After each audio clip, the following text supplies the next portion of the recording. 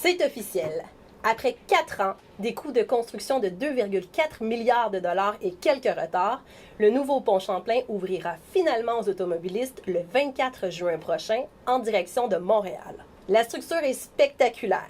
Il y en a 30 haubans comme ça qui supportent les voies. On parle de 3 voies dans chacune des directions. Le choix de construire un pont en haubans est en partie esthétique. On voulait qu'il soit beau. On voulait que ça soit la signature de Montréal. Et oui, le pont est solide. On l'a constaté.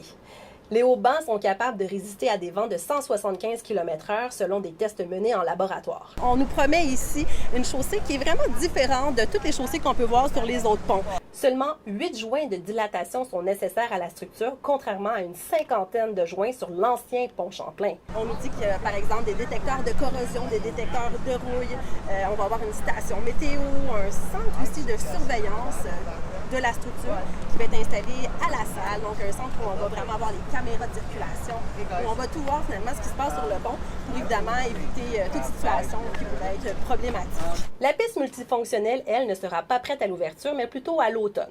On n'a pas été encore capable en mesure de nous dire si cette piste cyclable-là va être ouverte pendant les mois d'hiver. Alors, c'est un premier aperçu du pont Samuel de Champlain qui sera inauguré le 24 juin prochain. Ça sera à votre tour d'y passer si vous avez l'occasion de le faire. Ici Geneviève Paradis pour tvanouvelles.ca.